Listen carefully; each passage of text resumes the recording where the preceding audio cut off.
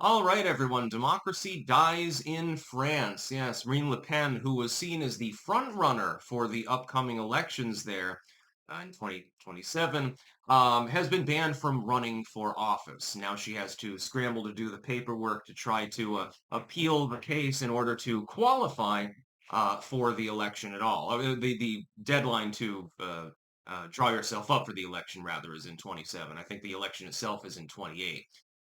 This is rather unfortunate.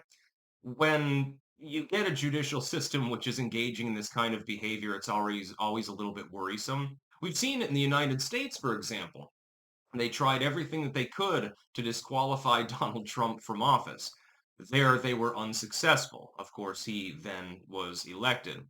Considering who his opponent ended up being at the last minute, that's not a huge surprise. It didn't really surprise me that Donald Trump won. It was fairly predictable. As soon as Biden's debate meltdown happened, the odds tilted heavily in his favor, lawfare aside. And of course, all that lawfare has now fallen by the way of the dinosaur, and fallen by the wayside, rather.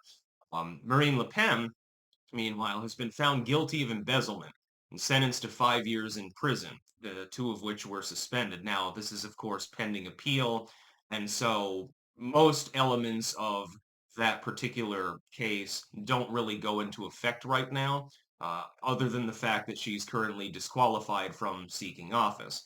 These appear to be farcical charges.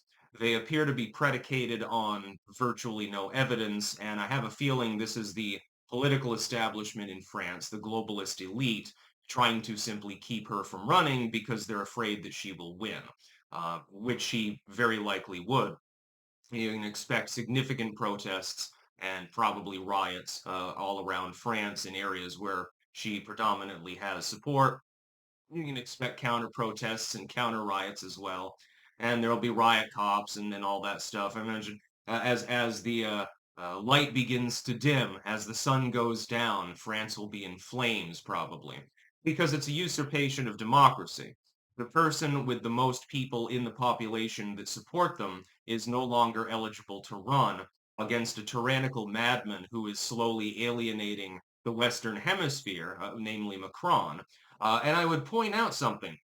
It's very interesting when people cast Le Pen off as far right, she's an alt-rightist or something. The only right-wing view she appears really to have has to do with immigration policy and things like that.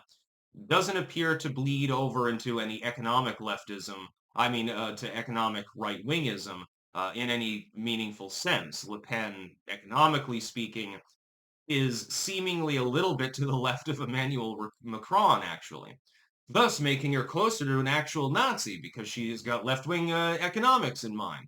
But she shouldn't be banned from running on potentially spurious charges. And again, show me the man, and I'll show you the crime. Crimes are committed by large swaths of the population every single day. But unless you get in bad with the powers that be that can actually investigate and or prosecute you, you skate. No problem. Most of you have committed felonies. Some of you don't even know that you did. If you were to conduct a thorough investigation into your activities, then you could find a crime. If I was given unlimited investigative power. So a good budget and some staff and stuff like that, and I could do whatever I wanted. I'd be the Inquisitor, I suppose, the piratical Inquisitor. If they made me piratical Inquisitor, I could look into virtually any of your lives and find many crimes that you've committed, including within the statutory limits, so to speak. Usually the cutoff is 10 years, depends on the crime. Murder, I think, is the murder and rape, I think, are the only ones without a statutory limit, statute of limitations. Most everyone has committed a felony, and everyone has committed misdemeanors during their lifetime. Again, often without the knowledge that they're having done so. It happens all the time. If you were to look into Emmanuel Macron's party and his finances and his personal life, I'm sure that you'd find plenty of dirt that you could feasibly prosecute him on. You could do this for virtually any world leader, depending on the nature of the law in the country. In some countries, dear leader can do no wrong. You look at Gaddafi's Libya or something like that. My son has a rape dungeon. but he's the son of El Presidente, so it doesn't really matter now, does it? It's good to be the king. Yeah, if you're into that sort of thing, I suppose. Oftentimes, the powers that be can legalize their own crimes or brush them under the rug, rather, so people don't know that they've been committed at all, and then go after their political opponents. When a political system begins gunning for its political outsiders, when it starts censoring opinions that it doesn't like, when it starts preventing people from running for office who might win, and things of that nature, if this were, let's say, Mozambique or Rwanda, or Cambodia, what would the Western media say? Oh my God, oh, that's tyrannical. The charges are probably false to begin with, and this is evidence of corruption at the utmost level. We're going to sanction that country. But it's France. Oh, well, France, one of our oldest allies and a Western country in NATO. Well, then it's okay. That's perfectly fine. Plus, the person that you're preventing from running she's a Nazi anyway, so we don't really care. They'll look the other way. Or they'll make excuses for it and say, well, maybe she did embezzle the money. And so, it's perfectly fine to keep her out of office. It's justified charges, legally justified. Well, no, it's probably not. That's the whole problem. And we've seen this happen before, again, right here in the United States with the Trump lawfare cases. Oh, well, he's overvalued his home. Yes, makes a whole lot of sense that the Mar-a-Lago being one of the largest properties in the area, in a very, very posh location, with a ballroom bigger than the average house. Yeah, it's only worth, like, what was it, $27 million. Bull to the fucking shit.